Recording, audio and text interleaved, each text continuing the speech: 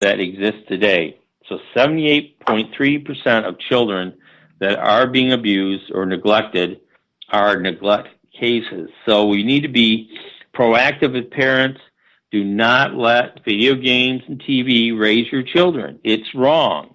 You should be engaging with them. You should be getting out of the house and doing things that involve them in activities that are both healthy as far as physical exercise and gives you the ability to talk with them while you're alone out in the woods or out, at a park or whatever. Social media intensifies bullying. This is by Julie Revelant from Fox News. Following kids wherever they are and showcasing information for everyone to see, it brings up significant feelings of rejections, low self-esteem, and hopelessness. And this is by Dr. Elizabeth Waterman, a clinical psychologist at Morningside Recovery Center in Newport Beach, California.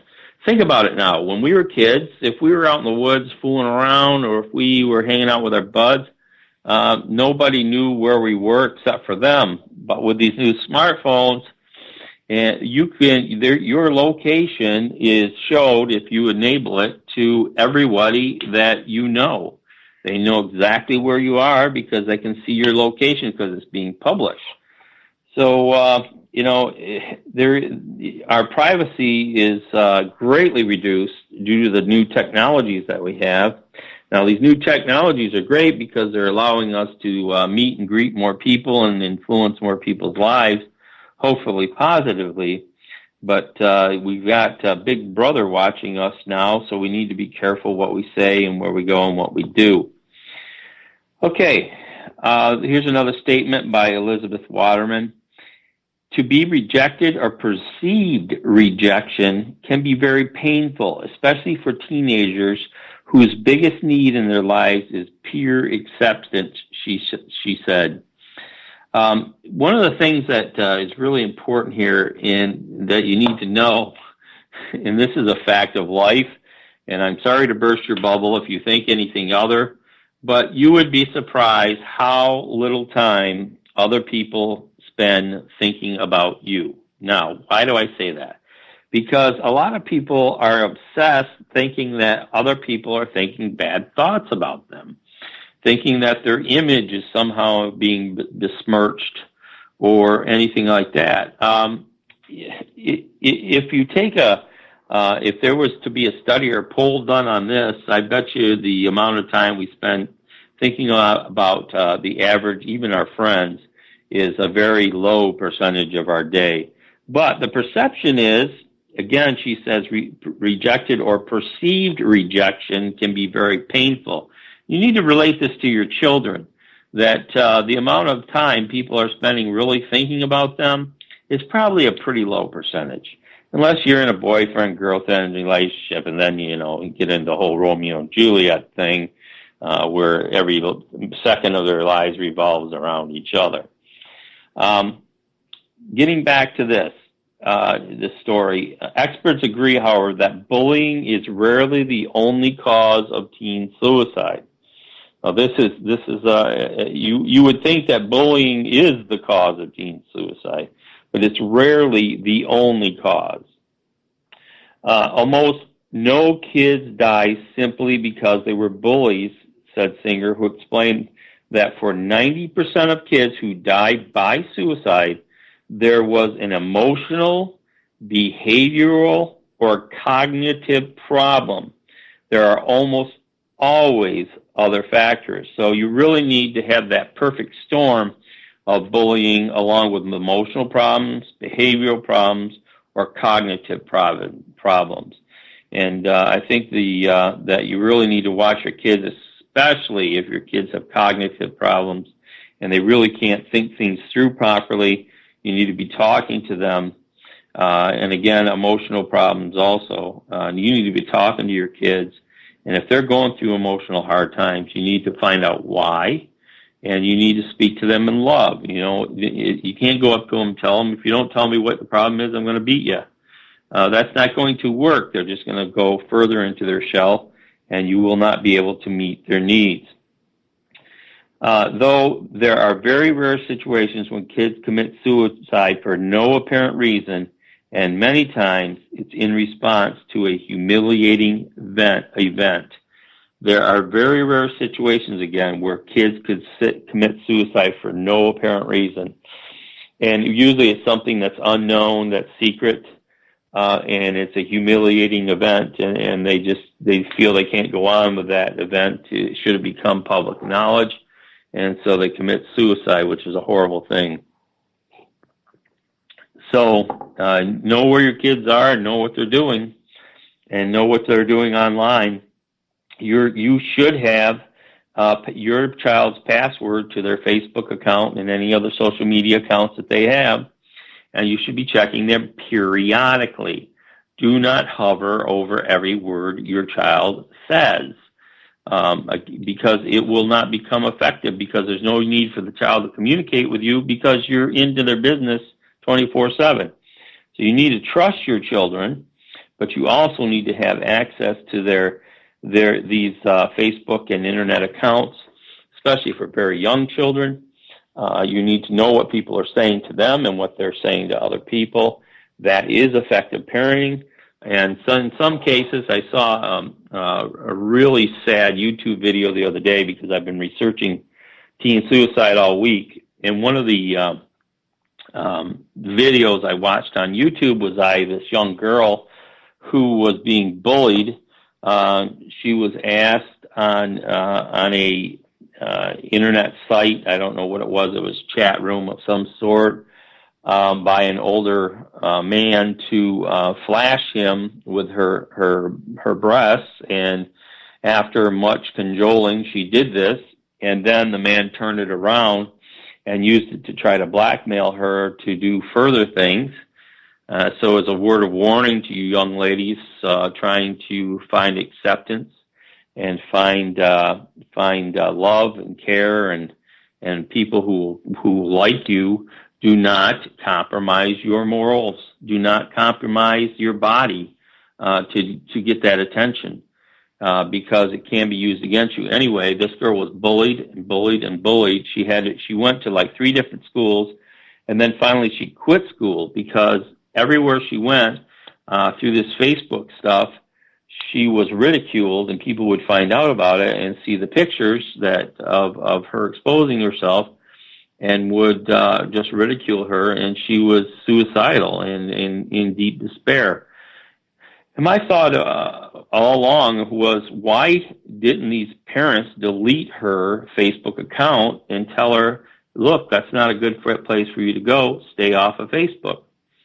And it seemed like a no-brainer to me, but that certainly didn't happen in this child's life, and I feel very badly for her. She's still out there. She's still hurting. She's still in pain. And that's why we really need to accept anyone, no matter where they are, no matter what they've done. We need to minister to their needs, show kindness to them, show love to them as we are commanded in the Word of God, to love others higher than ourselves. And it's very important just to be, very cognitive of the fact that people need love. Everyone has that sign hanging around their neck that says, make me feel special, and especially young people. So if you can do that,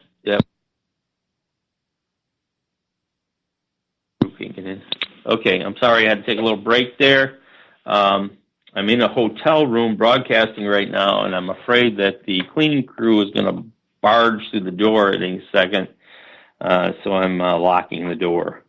It's part of what I do. Okay, getting back to this story. Somebody who was bullied has lots of coping skills. Support from their family and other friends, is probably more resilient towards bullying than someone who doesn't perceive others as being supportive or has low self-esteem, identity issues, or depressed mood. If a child thinks that they have nobody has their back, if you're neglecting your child, if you're not paying attention to your child, If you're not involved in your child's life, then your child is much more susceptible to thoughts of suicide and harming themselves. And so you need to be part of your child's life. Again, getting back to that statistics on child abuse, 78.3% of all kids who are subject to child abuse are neglected. They're just not watched, they're not cared for, they're not treated kindly, they're not fed, they're not clothed. They are just basically something that's in the way, something you had 10, 15 years ago, and basically you stay out of my life, I'll stay out of yours. And there's a lot of that going on. Or keep quiet and play your PS3 or your Nintendo or whatever they're playing nowadays. There's a PS4 just coming out. I heard about that. Taco Bell has a big push on that. So these gaming things, I know people that spend their whole night and then try to work the next day listening to these things and playing these things all night long. And it just really is causing havoc in their life. So it's something that if you're addicted to these things, you need to stop the addiction. Some of you just need to quit or limit your time that you spend in these non-productive areas. I personally believe in the 7 activities of highly effective people. I know activities isn't the right word. But I took that course, and it really changed my life because it showed me that there are activities that do not benefit you or anyone else. They're just simply time-wasting activities. If you were involved in those types of activities, I really request and adjure you to get out of that type of activity because you're just wasting your time. You only have so much time here on earth. And what you do with that time is very important, or what you don't do with that time is even more important. Okay, if you think your child is at risk, here are some of the warning signs to look for. Your child is talking about death and or has expressed a wish to die. Don't take that lightly, take that seriously. A lot of times these are said in public or in a group setting. Wait until you can get alone with your kid and don't confront them right then. Just talk to them later on about it and find out what's going on.